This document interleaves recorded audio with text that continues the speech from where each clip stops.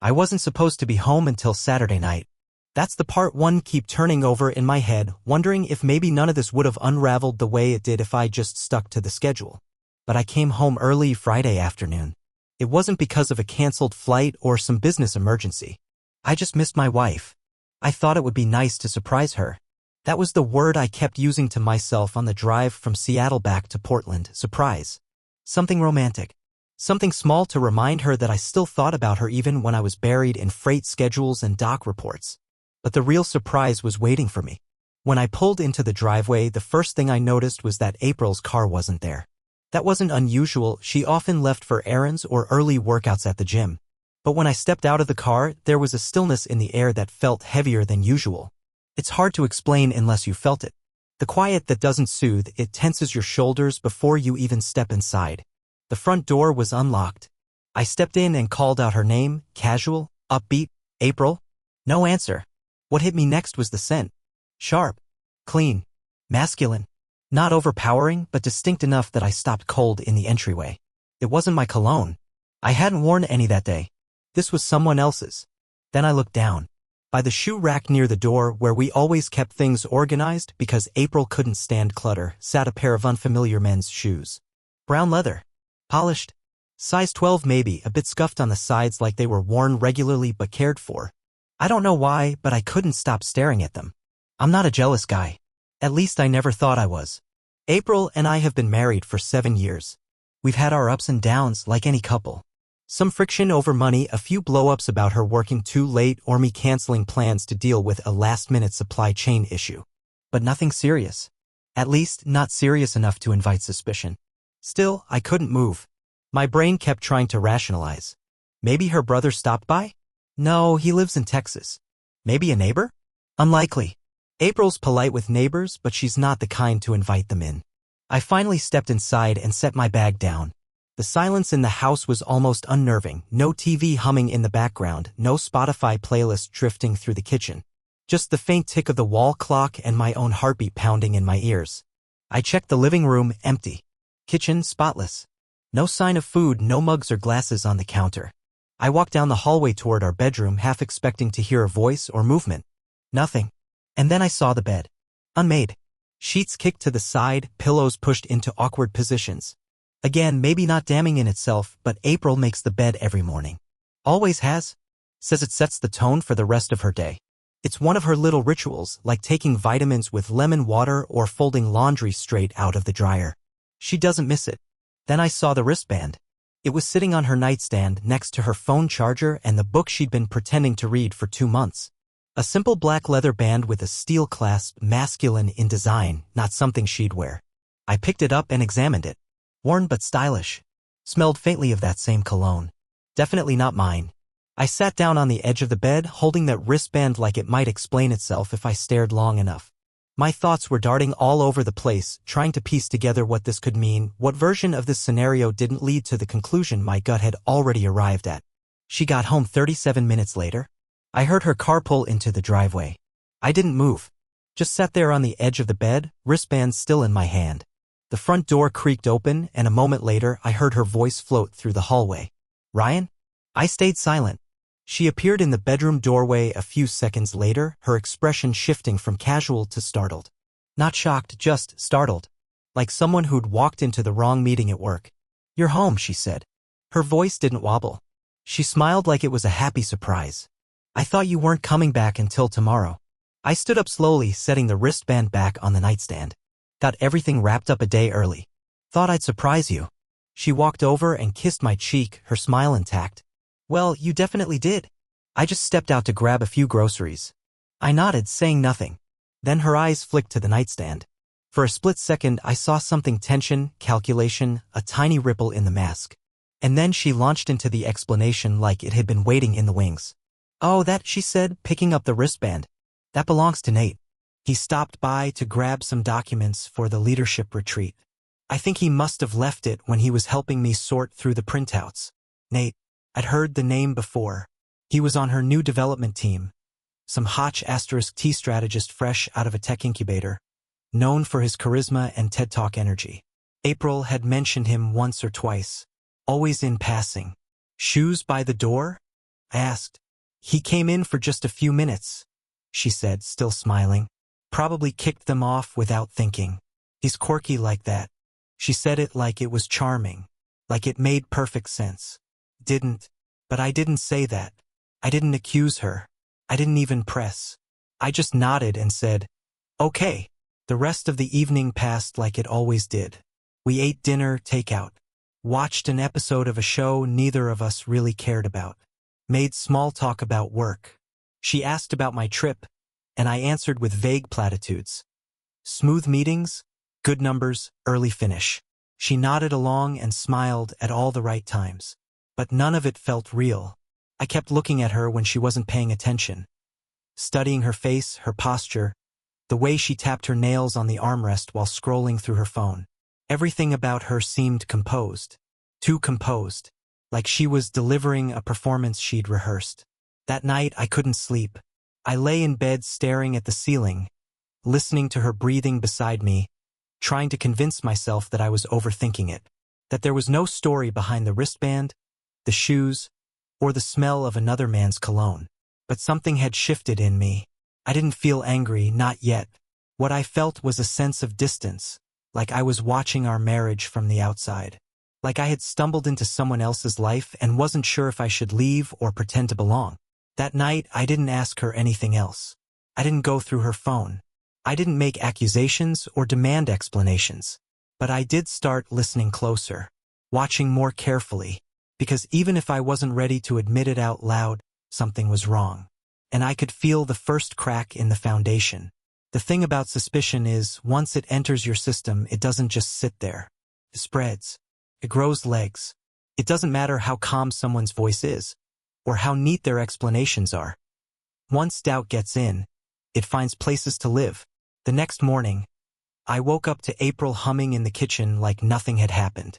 She was making coffee, moving around the house with a kind of lightness that felt foreign, like the version of her I remembered from years ago. She kissed me on the cheek, handed me a cup, and asked if I wanted to go hiking that weekend. That's when I noticed the new gym bag by the door. Sleek. Brand name. Definitely not the beat-up duffel she'd been using for years. I pointed at it and raised an eyebrow. Oh, she said casually. Got it last week. My old one was falling apart. That was true, technically. Her old one was fraying at the zippers. But it was the way she answered, so quickly, like she'd been anticipating the question, that made something in me stir again. After she left for work, I sat alone with my coffee and tried to pinpoint what felt off. That's when the small things started coming back. The new lingerie I found in the laundry 3 weeks ago. Lacy, unfamiliar, tags removed. I hadn't seen it on her. Not once. I remember folding it, confused, thinking maybe she was planning a surprise. But it never came. Then there were the weekend strategy sessions. She started having them about 2 months ago. Saturday mornings, then creeping into Sundays. Always with Nate's team. I used to joke that she was married to her job. She'd laugh and say, "At least this husband pays attention." It was a joke. But now it just echoed. Her phone habits had changed, too.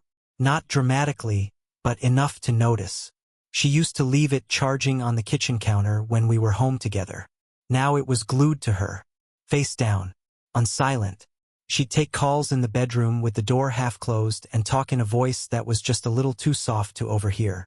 I started replaying old conversations in my head, dissecting them line by line. How she'd started talking about fitness more. How she'd bought a smart scale. How she suddenly couldn't eat after 8 p.m. At the time, I chalked it up to one of her periodic health kicks. But now it felt curated. Like she was shaping herself for someone else. Not for me. We used to spend Sundays at the farmer's market or go for drives with no destination. She used to reach for my hand while we watched movies, or send me photos of random things during the day. That warmth had evaporated. So gradually I hadn't even realized it was gone. The more I looked, the more I saw it, distance. She was always composed, never defensive, never caught off guard. Every answer was clean, crisp, like she'd been preparing for an interview and I was the panel. I started noticing the way she'd get dressed on Friday nights, even when we had no plans. Makeup, curls, heels. She'd say it was for work or just felt like it. She never used to dress like that unless we were going out together. I found myself staring at her from across the room, wondering who she was looking good for. Wondering if she even noticed me anymore. But I didn't ask. Not directly. I told myself I needed more than hunches. I needed facts. Proof. Something undeniable. Because right now it was just a pattern. A feeling. And feelings can lie, right? That night, we had dinner together. I made spaghetti. She complimented it, then scrolled through her phone under the table while pretending to listen to my story about a driver getting a pallet of copper pipes stuck on the freeway. Wow, that's crazy, she said at the wrong part of the story. I didn't correct her. She asked about my trip. I told her I stayed in a Holiday Inn. She didn't ask which city. She didn't ask who I met with. It was like she wanted to check the boxes of conversation without actually opening the door. I asked her how things were with her team. She said busy, but good. That was it. No anecdotes. No funny coworker stories. Nothing about Nate. Later that night, she took a long shower. I sat on the edge of the bed, staring at the new wristband she'd moved into the junk drawer. I hadn't touched it since that first night. It was just sitting there next to an old USB drive and a pair of sunglasses that had been broken for 2 years. I picked it up and turned it over. No branding. Just worn leather. I held it up to my nose. The scent was still there. Faint, but undeniable. When April came out of the bathroom, towel wrapped around her, she smiled and kissed my shoulder. I set the wristband back in the drawer without saying a word. We went to bed without touching. That was becoming the norm. The next morning, I tried to get her to commit to a hike. Or a brunch. Or anything that involved both of us being in the same place at the same time. She paused while tying her shoes. This weekend's a little packed. Strategy prep for the Q3 rollout. Then she kissed me on the forehead and added, rain check. I smiled. Of course. She left wearing leggings and a zip-up top I hadn't seen before. Later that day, I checked the laundry basket. Her old gym clothes were there, damp and used. But the new set she left the house in? Nowhere to be found. She hadn't gone to the gym. At least, not the kind with treadmills. That night, I couldn't stop thinking about all the small ways someone can disappear from your life while still sitting beside you on the couch. It's like erosion. It doesn't hit all at once, it chips away quietly until one day you look around and realize the person you knew has become a ghost wearing their face. We lay in bed that night, backs turned. Her breathing steady. My eyes wide open. She still smiled. She still laughed. But it didn't reach me anymore. And when I asked myself what had changed, the most honest answer was, everything. I just hadn't noticed until now. I didn't want to become that guy. The one sneaking around his own marriage, checking messages, reading between texts like they were encrypted warnings. But when every instinct you have is screaming that something isn't right, you stop caring about pride. You start needing the truth, cold, clear, undeniable. I waited another week. Gave her chances. Gave myself chances to be wrong. But nothing changed. April's explanations stayed as smooth as her eyeliner. Her excuses always hit the exact right tone, warm, light, dismissive but not too dismissive. She was careful. Methodical. That made it worse. Thursday night, she told me she was heading out early Friday morning for a weekend leadership retreat, 2 nights, off-grid, no signal, a full reset as she described it. Nate's team again. I nodded, smiled, and even helped her pack. She folded a silk nightgown into her duffel, and when she saw me looking at it, she laughed. It's just for lounging. Gotta feel human, right? Right? That night, I installed a GPS tracker on her phone. It felt disgusting. Like a violation. But I justified it to myself. If I was wrong, I'd delete it and never mention it again. But if I was right, I didn't want another story. I wanted proof. Friday came. She kissed me goodbye before sunrise and left in yoga pants and a windbreaker. She said they were carpooling from the office. I waited until I heard the garage door close, then opened the tracker. She drove past her office. Kept going. 30 minutes later, she stopped on the edge of town, an older suburb off the main highway, full of tall fences and wide driveways. I zoomed in on the map, a small ranch-style home with a carport, beige siding, and flower pots out front. Definitely not a retreat. I stared at the screen for a long time. Then I got in my car and drove. It was an hour before I got there. I parked a few houses down and walked. Heart pounding. Palms sweaty. I felt like I was crossing some invisible line, leaving the version of myself who trusted her behind. When I got close, I slowed down and crossed to the other side of the street. The blinds were half open. Through the living room window, I saw them. April. Nate. Sitting close on a gray sectional. Coffee mugs in their hands. Laughing. She nudged his shoulder, he leaned into her. It looked easy. Familiar. Domestic. Not adrenaline-fueled or sneaky comfortable. Lived in. I took it all in. Framed photos on the wall. One of her and Nate at what looked like a conference, another in a casual setting, arm around her waist. A throw blanket folded perfectly on the back of the couch. Slippers by the door. A pair of hers. A pair of his. I circled the block and came back from the rear alley. Behind the house, a small fenced yard. A dog dish. 2 lounge chairs. A motion light flicked on as I stepped onto the grass, so I crouched behind the fence. Through the bathroom window, high and narrow, I saw something else. 2 toothbrushes. Side by side in a ceramic holder. I didn't need to see more. This wasn't some fling. This was a second life. I got back in my car and sat in the driver's seat with the door open, cold air biting my neck.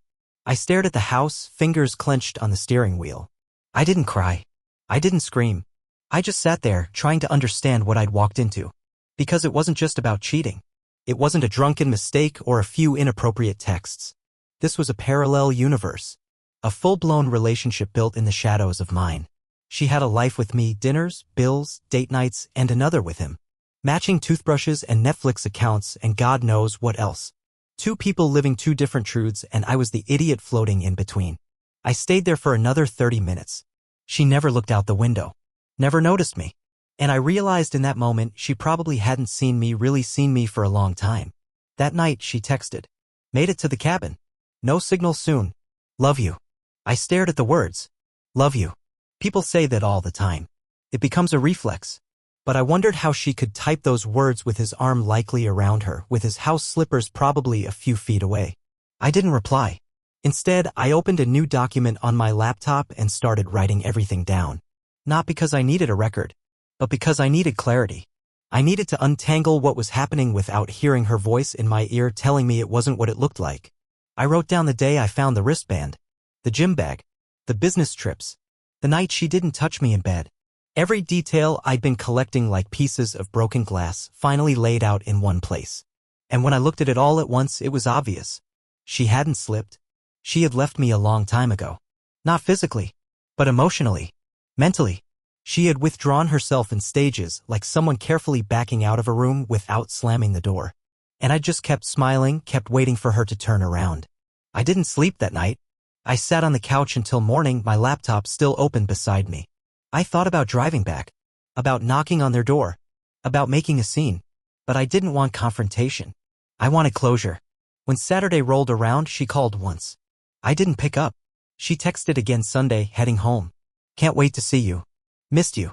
I read the message, closed my phone, and set it face down on the coffee table.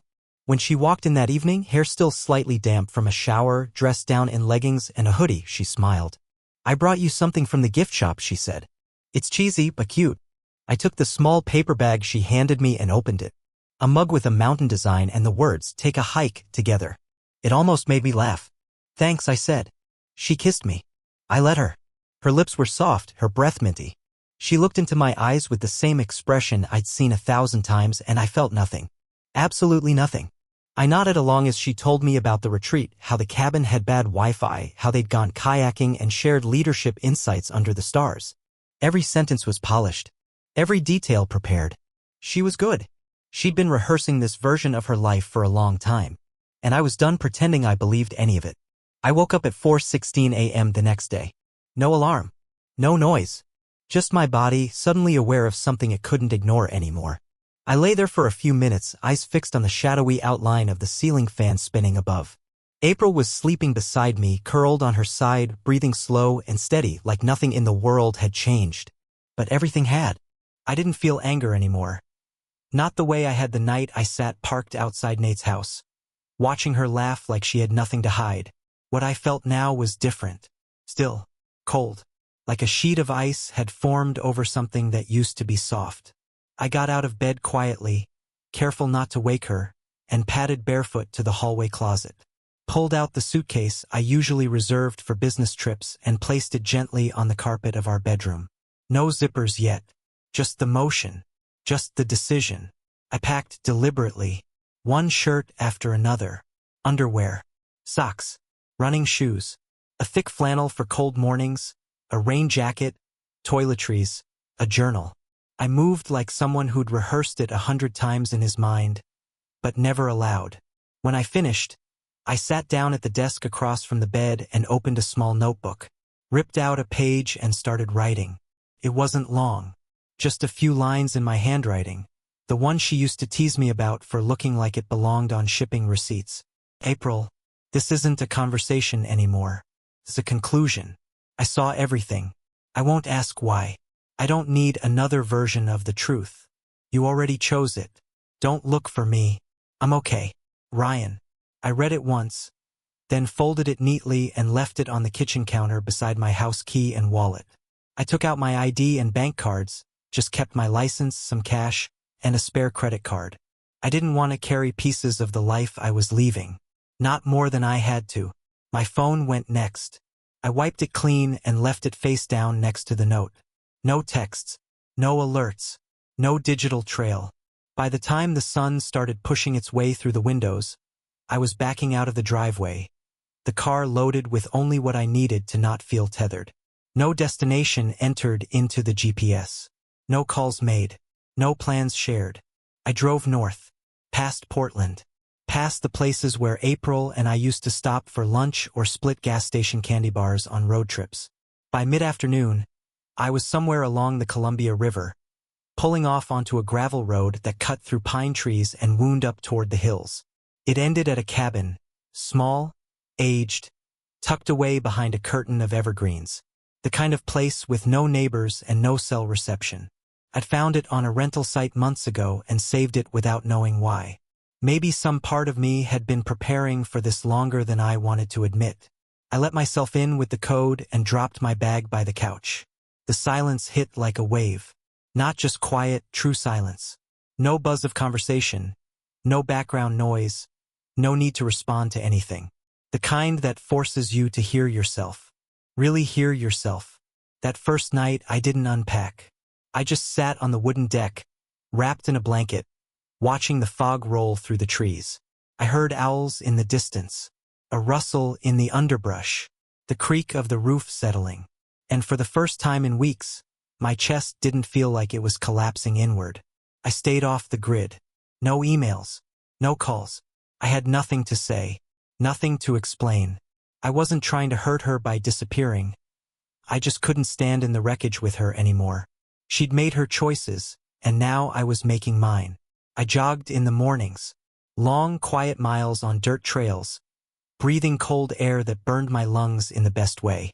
I cooked simple meals, eggs, beans, rice, whatever I could find in the local store that didn't require a recipe or too much thought. I sat on the porch with a notebook in my lap, writing without purpose. Memories, scraps of thoughts, pieces of the person I used to be before I started feeling like a stranger in my own marriage.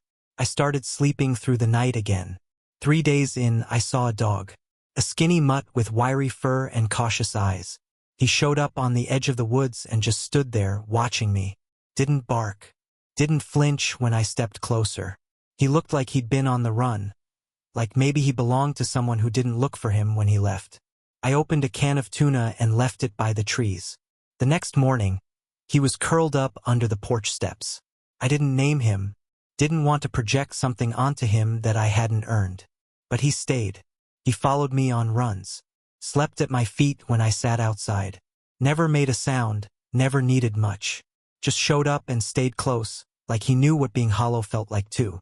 By the end of the first week, I was starting to breathe again. I didn't think about April constantly anymore.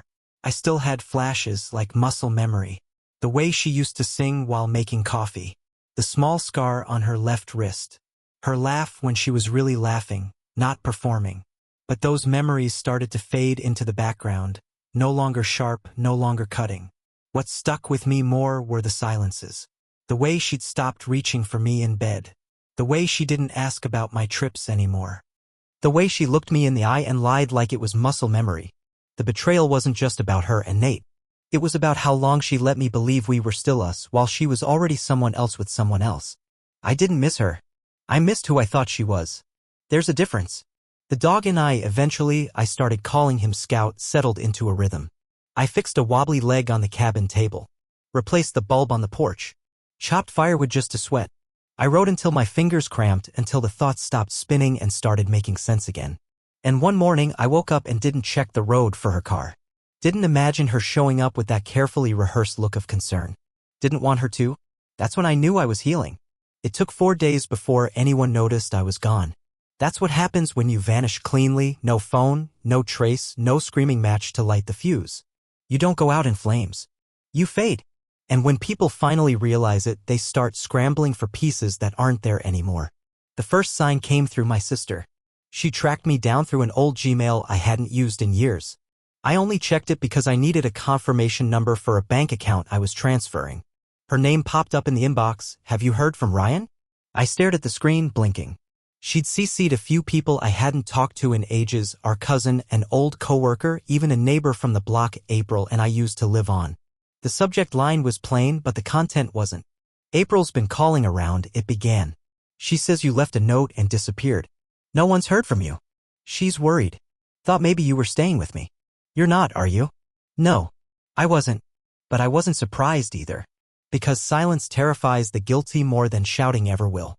Shouting means there's still a fight to be had. Silence means you've lost the right to speak. I didn't reply. Later that day, I got another email, this one from Tom, an old friend of mine who used to coach rec league with me back when April and I were still something close to happy. He kept it short. "Not taking sides. But she's in full panic mode. If you're okay, just let someone know. That's all I'm saying." I closed the laptop. Scout was curled up under the table, ears flicking as the wind shook the trees outside. I reached down and scratched behind his ears. He didn't move. Didn't care about April. Didn't care about emails. Just existed. And for the first time in a long time, I felt jealous of a dog. That evening, I walked to the edge of the ridge where the tree line broke and the world opened wide. The sun was dropping fast, spilling orange and pink across the sky. I pulled the collar of my flannel tight and watched the valley below blur into shadow. I thought about how quickly everything had shifted. 1 month ago, I was a man planning surprise dinners, feeling guilty for skipping date nights, wondering if I was being too sensitive about cologne and wristbands. Now I was a ghost. A shadow of a husband. A name being passed around in text messages like an unsolved riddle. The next morning, a different name showed up in my inbox, April Morgan. Subject, please. I stared at it for a while, my hand hovering over the trackpad. Then I clicked. The message was long. Paragraph after paragraph written in a tone that tried so hard to sound composed it almost read like something she'd write in a client report. But the cracks were obvious. Repetition, rambling, the occasional sentence that drifted halfway through and just stopped. She opened with panic. Said she came home Sunday night and found the note. Said she thought I'd gone for a drive and would be back in a few hours. Then Monday came. And Tuesday. She went to the police, filed a missing persons report. Showed them the note. They told her I didn't meet the criteria. "He's not missing," they said. "He left." She said she'd called my boss. He told her I'd taken personal time. I hadn't told him why. Just said family issue and turned in the request. No red flags. No drama. She said she couldn't eat, couldn't sleep, that she walked into our closet every morning hoping to see my coat back on the hook. She said she hadn't told Nate. She said a lot of things. I closed the email halfway through the second scroll. I didn't reply. 2 days later, she sent another one. Subject, please talk to me. She included her phone number like I'd forgotten it. She said she didn't know what I'd seen, but she understood why I felt the need to go. That line stuck with me. It was surgical. Cold. Like someone testifying in court. "I understand why you felt the need to go." Not "I'm sorry." Not "please come home." Just understanding, like a therapist nodding while a patient explains how it all fell apart. She talked about therapy. About working on things. About how she'd been distant, yes, but that didn't mean she'd stopped loving me. That she had made mistakes, but we could rebuild. She even included a few links to articles about healing after emotional disconnection. It was like she thought she could troubleshoot our marriage the way you'd fix a slow laptop, run a scan, clear some memory, and hope the lag disappears. I didn't reply. The next one came through my sister again. April had contacted her directly. "She sounds frantic," my sister wrote. "Keeps asking if you're safe. Says she'll do anything." I told her I'd pass the message along, but I'm not taking sides. "Just let me know if you're okay." I replied with one line. "I'm safe. Please don't share anything." That was it. No location. No return date. No explanation. Because the truth was, I didn't owe one anymore. That weekend, I walked into town. Bought a few groceries.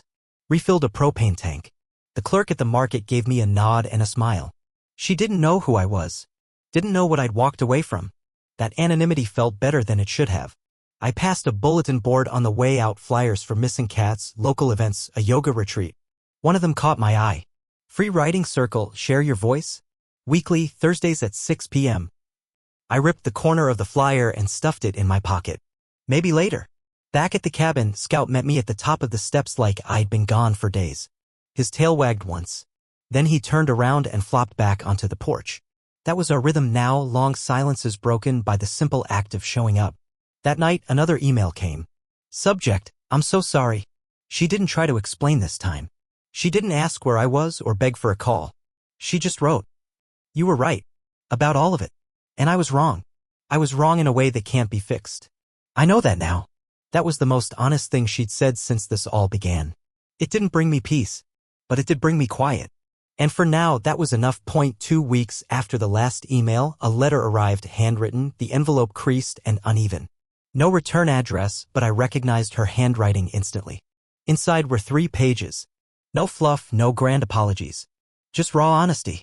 April admitted everything, the emotional drift, the affair, the lies layered to keep things easy. She said Nate made her feel seen again, and instead of facing the distance growing between us, she chose secrecy. I didn't fall out of love, she wrote. I just stopped protecting it. There was no ask for forgiveness. No plea to come back. Just a quiet admission, you deserved the truth sooner. I never wrote her back. Instead, I kept walking my own road, jogging in the mornings, writing at night. I adopted Scout officially. Changed towns, changed jobs, even changed my name on public records. April kept searching for weeks, then months. Friends said she hired someone, but the man she was looking for was gone. What remained of me belonged to this quiet, open life I'd rebuilt. There were no more breakdowns. No lingering bitterness. Only this truth, the bridges between us didn't burn, they simply crumbled. And in their place I found the freedom she'd already surrendered.